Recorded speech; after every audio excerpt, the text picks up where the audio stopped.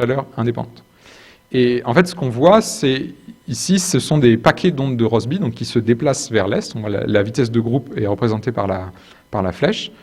Et on a une intensification locale au niveau de là où on sélectionne les vagues de chaleur du paquet d'ondes de Rossby avec le gros anticyclone qui est au milieu qui correspond et qui ensuite disparaît, qui s'affaiblit avec le temps. Et c'est cette récurrence de paquets d'ondes de Rossby qui explique les vagues de chaleur et qui donne lieu à des étés très chauds.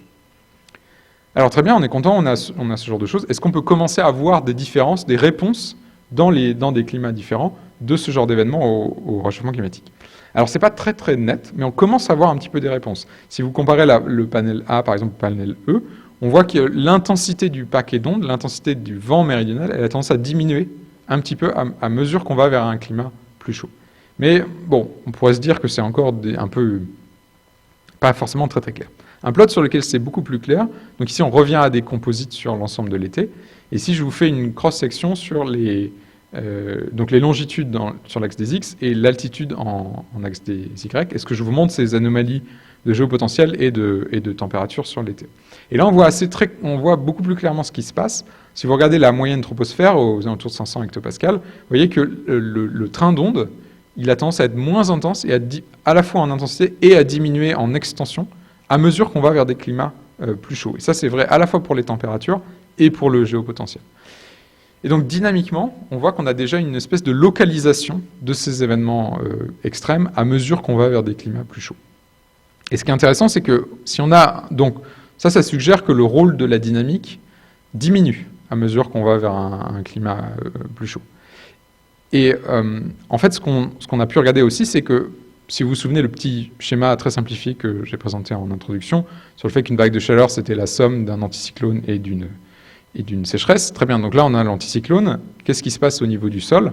Alors, au niveau du sol, quand on regarde, par exemple, les anomalies de flux de chaleur sensibles, ces anomalies-là sont assez constantes, en fait, entre les trois périodes. Elles ne changent pas tellement dans les trois, contrairement à ici, alors que là, c'est des anomalies standardisées aussi. Donc, on compare la même chose. Et en fait, il y a quelque chose qu'il faut se rappeler, c'est que ça, ce sont des anomalies qui sont comparées à leur propre climat. Mais en fait, il y a un changement climatique qui est assez important entre les trois périodes. Et notamment, sur l'été, les sols s'assèchent massivement dans le futur entre les trois SSP-là. Et donc, les flux de chaleur sensibles climatologiques sont nettement plus intenses dans le futur comparé au présent. Donc, vous avez une anomalie qui est du même ordre de grandeur, mais en valeur absolue, qui est finalement ce qui est important pour calculer l'anomalie de température, et cette anomalie-là augmente fortement. Et en fait, on peut mettre des chiffres un petit peu plus précis là-dessus. Ce dont on s'est rendu compte, c'est que les flux de surface, les flux d'énergie de surface, ils ne changent pas énormément entre les trois périodes. Ce qui change énormément, c'est l'advection de chaleur dans des régions qui sont légèrement à l'est. Parce que si vous regardez là, les flux de chaleur sensibles sont maximum légèrement à l'est par rapport à là où la température est maximum. Et on a une advection en couche limite qui est beaucoup plus forte dans le futur de chaleur depuis ces régions qui sont à l'est. Donc je suis à la fin de ma présentation, je vais faire un petit résumé rapide et quelques conclusions. Donc j'ai essayé de vous montrer que l'étude des événements extrêmes, elle est problématique parce qu'on a un problème d'échantillonnage, de sous-échantillonnage assez important, à la fois dans les observations et dans les modèles.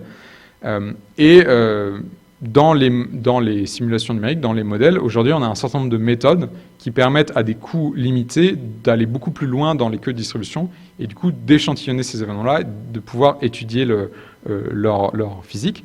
Donc ici, je vous ai montré un algorithme d'événements rares qui marche vraiment bien pour les anomalies saisonnières, dans lesquelles il y a vraiment cette idée de récurrence et de cumul. Mais on a aussi des événements qui marchent mieux pour des événements courts, par exemple pour des précipitations extrêmes au niveau journalier. Un de ces algorithmes-là, c'est l'ensemble boosting, qui a été développé par des gens dans l'équipe dans laquelle je suis actuellement. Et l'année dernière, si je me permets de faire un petit peu de pub, si ça vous intéresse, l'année dernière, on a publié un papier pour expliquer comment on pouvait aussi mettre des probabilités non biaisées sur ce genre d'algorithme pour sélectionner des événements courts et aller plus loin dans la queue de distribution pour les événements courts. Donc ici, je vous ai montré un exemple de l'utilisation d'un algorithme d'événements rares avec le modèle de l'IPSL pour étudier les changements dynamiques dans les étés très chauds. Et ce que je vais vous montrer, c'est que le résultat principal qu'on a obtenu, c'est que ces étés chauds, en réponse au changement climatique, dans le modèle, encore une fois, ils ont tendance à être plus locaux sur le plan dynamique, donc la circulation atmosphérique joue un rôle qui est plus faible, et ce qui joue un rôle qui est plus important, ce sont les flux de chaleur venus des surfaces continentales. Voilà, c'est ce sur quoi je travaille en ce moment, ce sont aussi la simulation de ce genre d'événements longs et intenses pour des événements de sécheresse multi-annuels dans un autre modèle qui est le modèle américain CESM2. Je vous remercie pour votre attention.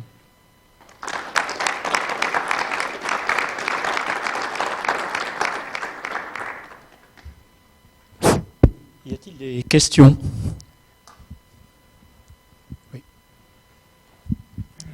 Merci Robin pour la présentation. Je reviens sur quelque chose que tu as dit au début. Alors ma question tombe peut-être à côté, mais il me semble qu'il y a des gens avec qui tu as travaillé notamment qui s'intéressent beaucoup aux dépressions profondes qu'on a dans l'Atlantique au large de la péninsule ibérique notamment, et qui auraient eu un effet sur l'augmentation assez forte des températures en Europe ces dernières années. Et tu as dit que les problématiques d'advection d'air représentaient finalement assez peu dans les augmentations des températures. Donc peut-être que ma question n'est pas pertinente, mais est-ce que tu peux m'éclairer là-dessus ? Non, si, c'est pertinent. En fait, je pense qu'il y a une différence. Donc, je pense que ce que tu mentionnes, c'est notamment un papier de Fabio D'Andrea. En fait, en Europe, les trends de température extrême en Europe de l'Est sont trop rapides par rapport à, on va dire, la majorité des autres endroits sur Terre. Et ce qu'a montré notamment Robert Votard et un certain nombre de papiers maintenant là-dessus, c'est que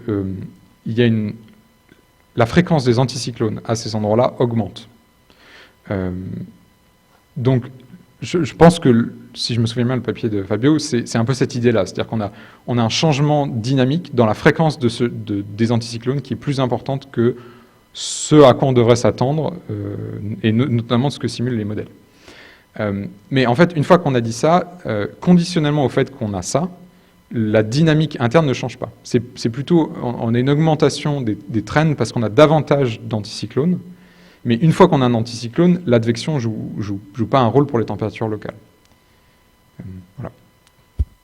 Une question. C'est différentes échelles de temps, c'est genre. D'Aurélien.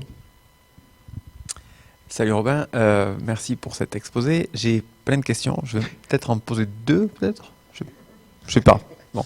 Voilà, la première, elle est simple. C'est finalement, dans ces simulations d'événements rares, est-ce qu'on peut s'en servir pour apprendre des choses du comportement des extrêmes, par exemple, tel qu'envisagé habituellement avec des GEV? Est-ce que ça nous donne des indices sur le paramètre de forme de la GEV? Est-ce qu'on peut faire des comparaisons entre ce que donnent ces simulations d'événements rares et ce qu'on aurait en extrapolant les observations disponibles avec des GEV, par exemple? Oui, alors il y a plusieurs... oui, je pense que oui. Alors, premièrement, je pense que ce qu'on peut apprendre, on peut apprendre des choses physiques. Je pense que, par exemple, c'est ce que j'ai essayé de montrer, c'est qu'en fait, pour moi, cet algorithme-là, finalement, c'est un outil. On simule davantage d'événements, puis après, on regarde ce qui se passe et qu'est-ce que le modèle simule quand il est loin dans les queues de distribution. Donc là-dessus, je pense qu'on apprend des choses sur qu'est-ce qui se passe quand on pousse l'interaction de certaines composantes dans le modèle dans des ranges dans lesquels ils n'ont pas l'habitude d'aller. Et notamment, dans les simulations pré-industrielles, par exemple, il y a des choses assez étonnantes. Par exemple, les étés très chauds ne sont pas des étés très secs. Très classiquement, on dit que les vagues de chaleur, c'est de la sécheresse. Mais en fait, quand on va vraiment très loin dans les queues de distribution, les deux sont séparés. Et je pense avoir une explication physique pour ça, j'en suis pas complètement sûr. Mais en fait, l'idée, c'est que s'il fait trop chaud, au bout d'un moment, on va déclencher de la convection qui va diminuer la sécheresse des sols. Et on peut avoir du chaud et de l'humide comme ça, alors que si on veut du sec, il faut vraiment que du sec. Donc il peut y avoir des comportements un peu bizarres quand on est, enfin en tout cas inattendus quand on est vraiment loin dans la queue. Ça, c'est sur le plan physique. Après, sur le plan statistique, un truc à noter, c'est qu'ici, on parle de moyenne sur l'été. Et donc, à quoi on devrait s'attendre sur le plan statistique sur la distribution des moyennes sur l'été, c'est pas très clair quand même.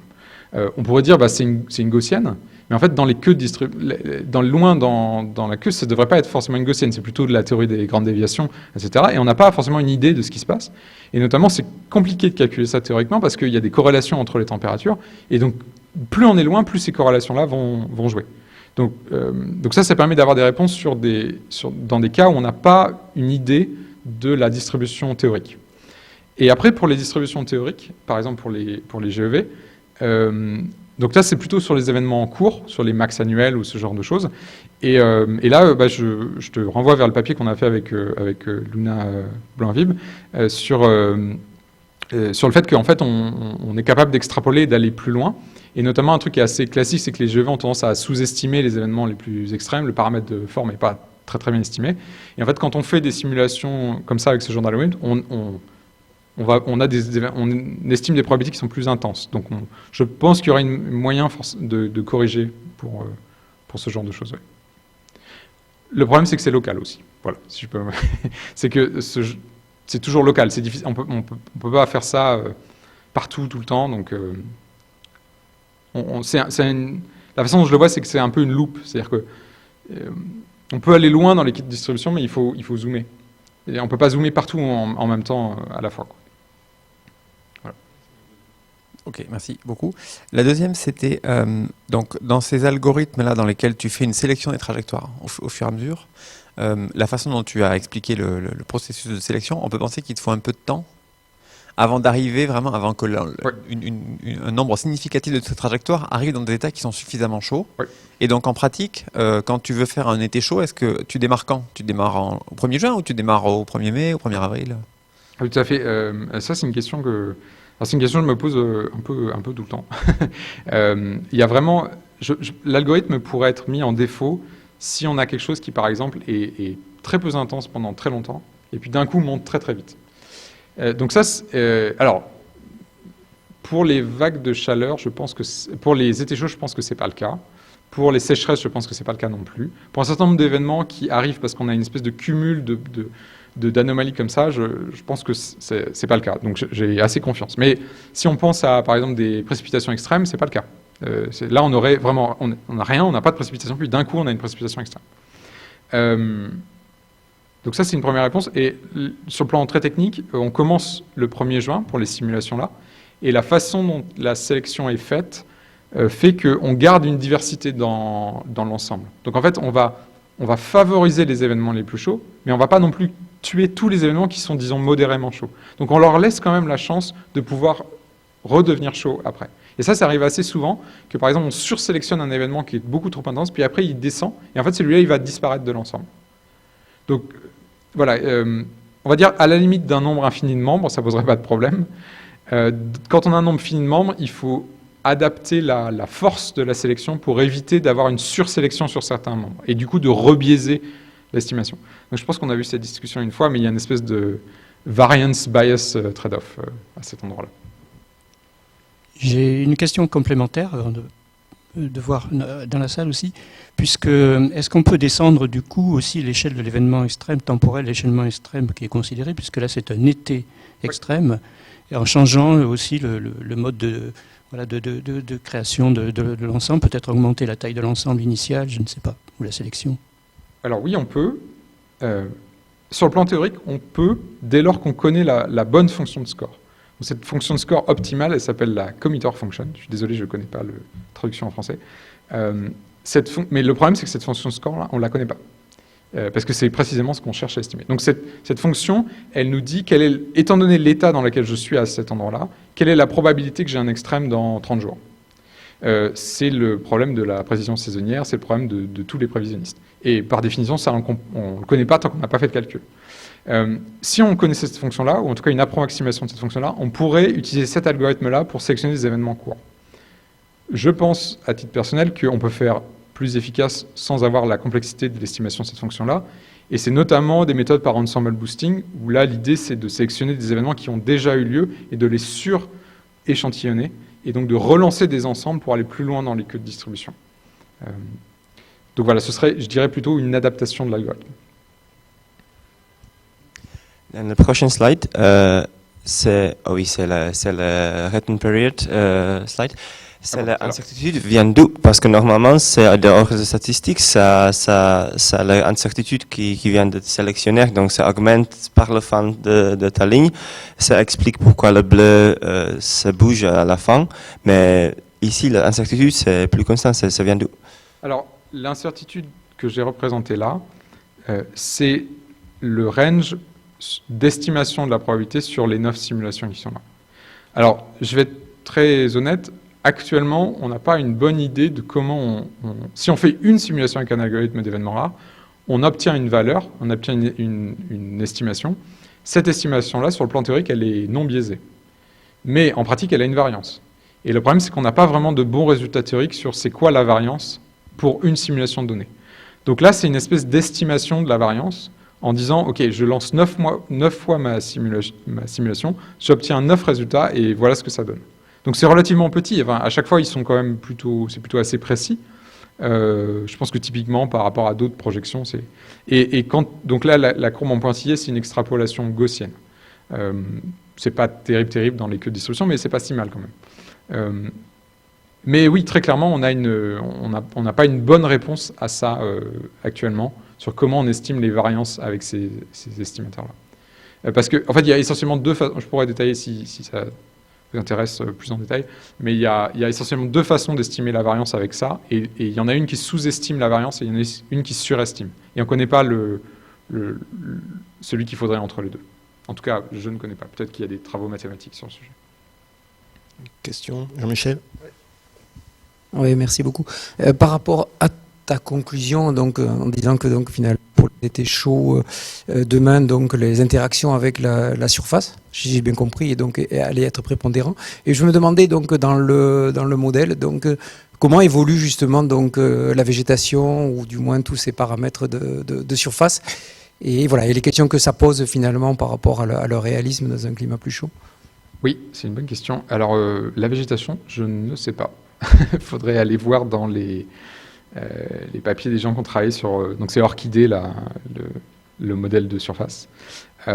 Pour l'humidité du... Donc moi, j'ai regardé que sur le physicien de l'atmosphère, donc je regarde l'humidité du sol, le reste n'existe pas pour moi. L'humidité du sol a une forte diminution dans le futur. Il y a un assèchement des sols climatologiques qui semble être quelque chose qui est assez réaliste. Après, la question, c'est est-ce que c'est trop intense ou pas? Il y a des papiers qui ont dit qu'effectivement, les modèles s'asséchaient trop vite et que du coup, il y avait peut-être une surestimation de ce genre de choses. Donc ça, c'est, on va dire, l'intensité. Je pense que qualitativement, cette réorientation des extrêmes qui sont plus dues au flux de surface qu'à la dynamique de grande échelle, je pense que c'est justifié. J'ai essayé de regarder ça avec d'autres méthodes, par exemple le modèle CSM2, et je trouve à peu près la même chose, que l'importance de la dynamique atmosphérique diminue et que les flux de chaleur sont plus importants. Dans quelle mesure donc voilà, qualitativement, je pense que c'est la bonne trend. Est-ce que l'intensité de cette trend-là, elle est bien représentée? Ça, je ne suis pas sûr, et je ne pense pas. J'avais une question reliée peut-être plus sur l'aspect atmosphérique. Tu montrais là sur Theof Müller, devant. Là. C'est vrai qu'on voit bien les trends d'onde de Rossby, on voit aussi un mode stationnaire, et finalement, ça n'a pas l'air d'évoluer dans les scénarios. Donc finalement, il n'y a pas vraiment de nouveaux scénarios d'occurrence finalement d'été chaud. Ça reste assez stable. Au sens de l'anomalie positive ou négative qui reste. Alors, en fait, c'est vrai, mais je me demande si c'est pas un peu un artefact, au sens où on fait quand même des moyennes d'événements qui sont un peu avec des durées un peu différentes. Et en fait, pour certains étés, il y a tellement de récurrence qu'en fait, au bout de 8 jours, on a déjà le prochain train d'onde qui arrive. Ah oui. Et donc je me demande, c'est possible, mais je me demande si c'est pas un petit peu un artefact de l'analyse. Après, il y a quand même sur les analyses en régime de temps, là, sur les NAO, etc., où ça peut faire sens, quoi. C'est vrai que... Mais là, ce sont des anomalies qui sont relativement au climat de chaque période. Donc même s'il y a un changement moyen, ça devrait être filtré par la moyenne. Okay. Merci.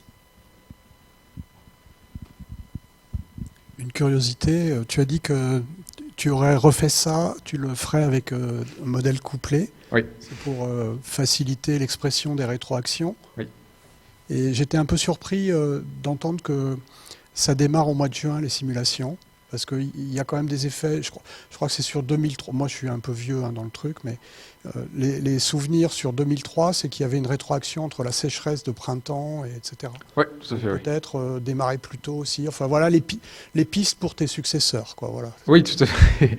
En fait, je l'ai fait aussi en sélection des humidités du sol faibles, donc j'ai regardé un petit peu. Mais je pense pas que ça soit si important que ça, parce que en fait, quand on commence en juin, on commence avec un ensemble où il y a déjà 100 membres. Et dans ces 100 membres-là, il y en a qui sont secs et d'autres qui sont humides. Et en fait, dès lors qu'ils avancent,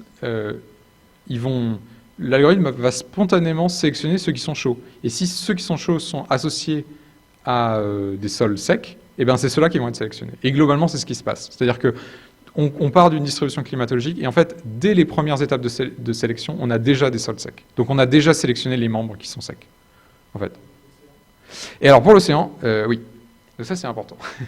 Parce qu'en fait, bon, j'étais un petit peu désespéré à la fin de ma thèse quand j'ai commencé à réfléchir un petit peu plus à ce genre de choses. Parce qu'en fait, vous voyez, quand on a des anomalies qui sont aussi intenses que ça, qui durent aussi longtemps, on a autant de récurrences, on ne peut pas imaginer que les SST, ils n'ont pas un feedback. Parce que, évidemment, ça a des conséquences sur l'océan parce qu'on a un anticyclone, on a beaucoup d'anticyclones qui sont permanents, etc.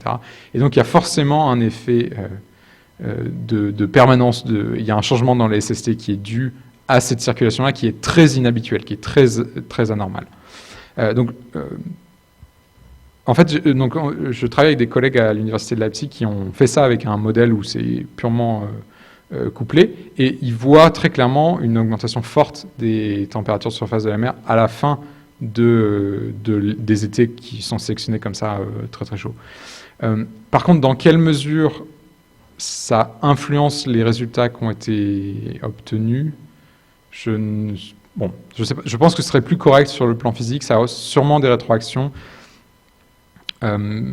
Dans quelle mesure, comme on est déjà très loin dans les queues de distribution, c'est vraiment très important et ça invalide les résultats, je ne suis pas sûr quand même.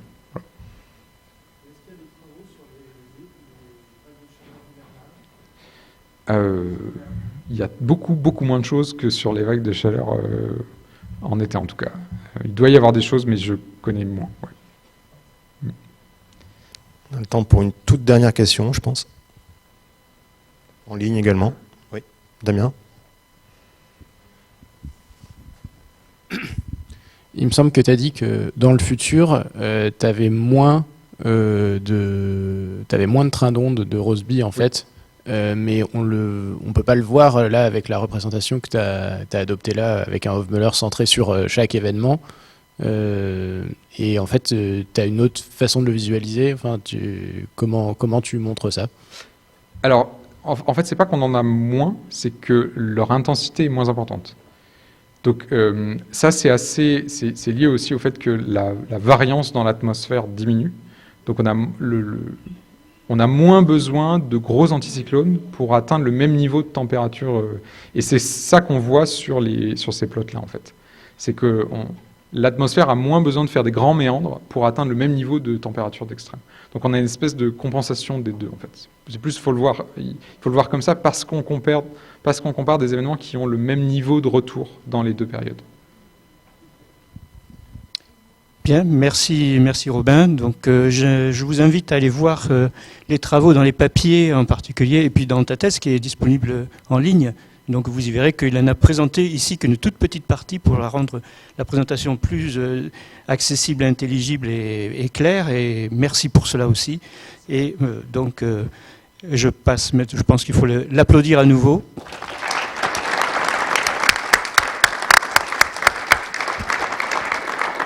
Et je cède la parole à Jean-Louis, ou peut-être... une question. Est-ce que la présentation sera publiée dans la météorologie ou Cela a dû être demandé. Oui, il y a un article qui est en cours d'écriture, qui est écrit et qui sera dans le numéro de mai, je crois.